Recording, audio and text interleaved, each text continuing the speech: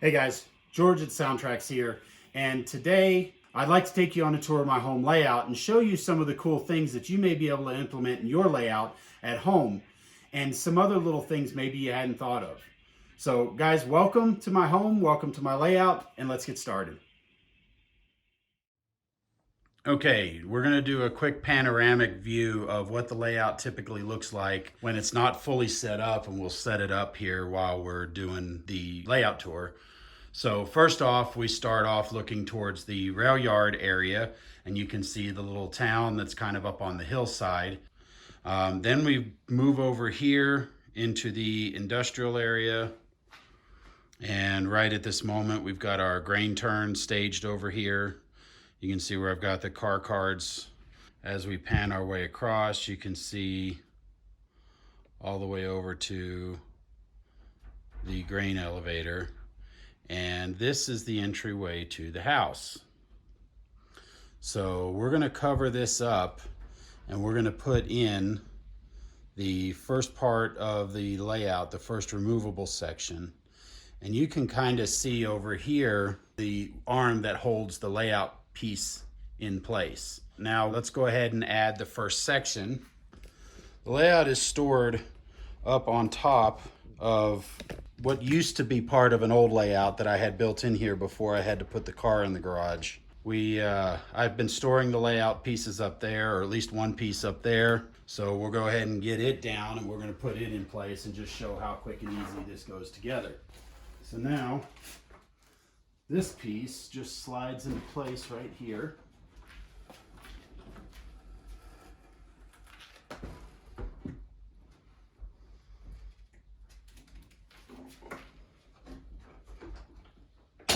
So now you can kind of see how the layout goes in place. And this just sits on the cantilever off the wall. And then on the base of the layout here, there's a small little shelf that everything sits on so I can get the bolts together. So let's go ahead and put that together. So I'm going to reach under here, get the bolts. Now the way this works, this is just a standard lag bolt with a 3/8 thread and a nut and washer. And the hex hold, the box or the square head here will help hold the screw in place so that when I'm tightening up the screws, everything lines up. And then I've got two different ones. The longer one goes towards the back and the other one goes towards the front. So we're gonna go ahead, and these holes are more or less lined up pretty quickly. Now we're going to take our ratchet, we're going to tighten the bolts all the way. All right, everything is tight and in place.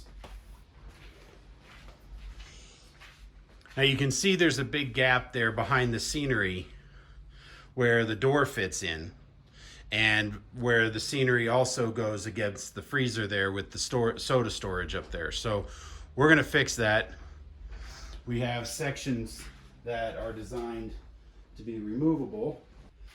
This one's held in place with two just little bolts with wing nuts on them. And this is just enough to just hold it in place. There's no weight or anything else that's going to be put on these. So now, once this is in place, usually take one of these 12 packs of sodas, just kind of push it up against there so that it maintains a flat, flush appearance.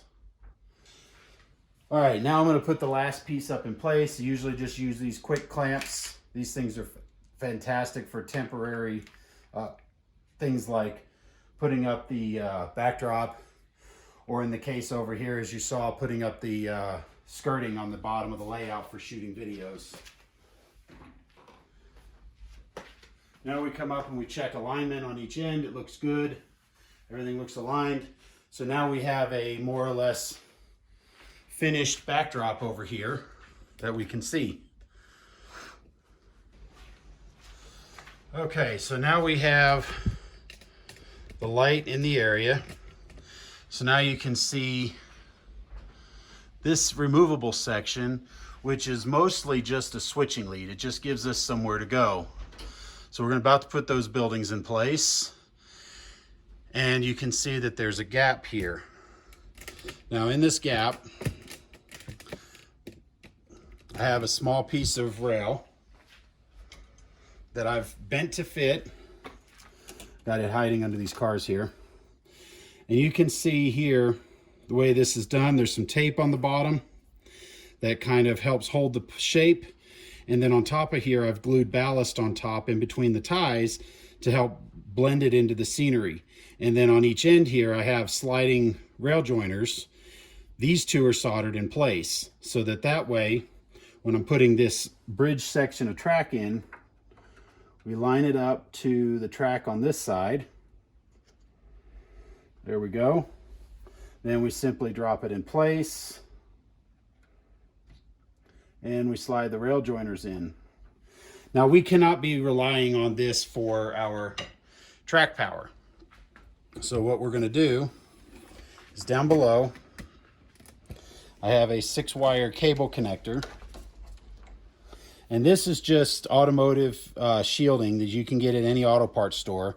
And then these are some old Molex connectors, or Jones connectors, I'm sorry. But they're coated, they line up, and they plug right in. Now this section of track power is hot and ready to go. So let's put the buildings in place. This building has a light inside of it that will cover when we get to the dark time on the layout.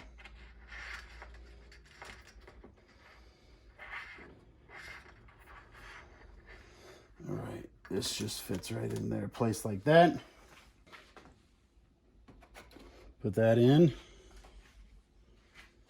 And now I'm going to plug in this light into the NCE lighting kit, lighting device here. All right, now we're going to get some cars. We're going to distribute them around this section of the layout. Put the tractors out for sale.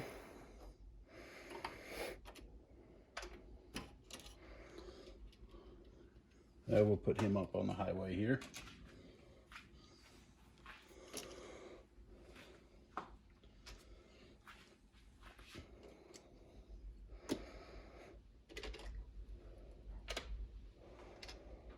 That's the broken one, so that gets put in the back lot over here.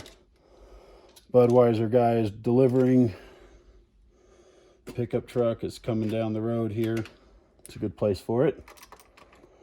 And we have the Jeeps. We always have to have Jeeps on the layout. These guys will be going down the highway up here for now. All right, so in just a very short period of time, I've got this whole layout section here in place, ready to go. We got cars on the layout.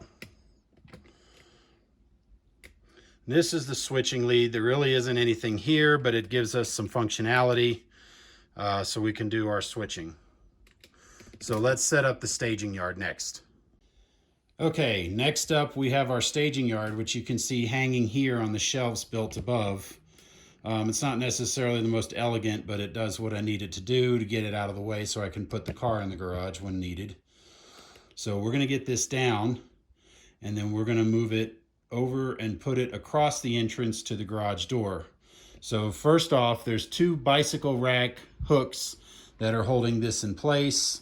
You can kind of see one of them right here sticking up, and the other one's just behind right in here somewhere. So again, not real fancy, but it does the job. And let's get it down.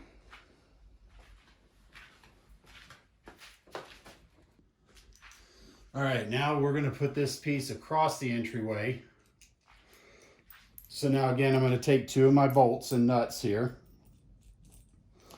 and we're going to put them through the holes on this side against the layout because I don't actually have a shelf on that side over there. And this will help hold everything in place when we need it to go. Now on the other side, on the back side of this, I've got 2 temporary PVC pipe legs that I've built. On the other end here, I've got a pipe cap And then through there, I've got a T-nut with another one of these adjusting height screws, so that way I can make sure that the end is level every time. So we're going to lay those over here in the corner.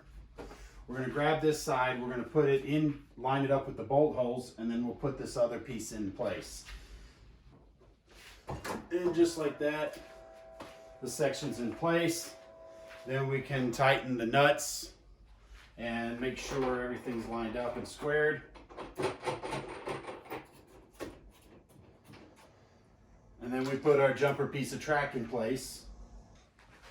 This is just a much longer piece because it's a sharper angle. So in order to span the gap, I had to build a longer piece of track. Goes into place like that. And there's that. Now the last thing is, of course, I've got to put my jumper connector under here. Now we're locked in and in place. Now the last thing I have at the moment is temporary bumpers on the end of the staging yard, because we don't want trains to run off the end. So for the moment, I've just got toothpicks that I'm jamming into place, because my plan is to build another little 6-inch section just to give me an extra clearance for that one extra car that seems to always be the need. When it comes to staging, you can never have enough staging yard. So we'll put in the temporary toothpicks here. All right, now the staging yard's in place. Now the layout is fully connected. So let's take a walk through really quickly here. So as we come over here, you can see the toothpicks in place to keep everything from coming over the edge. Yes, I did do some basic scenery on the staging yard because why not? I mean, it is a staging yard, but it is also a model. We have our grade crossing here coming into the yard. Now we have our yard section. And we'll get into some of the detail here really quickly after our walkthrough.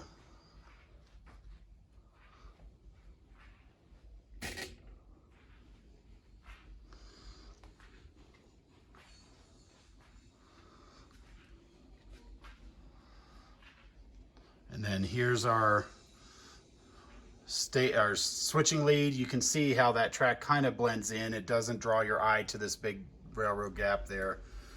And then we go into the back section there, and that's the end of the layout.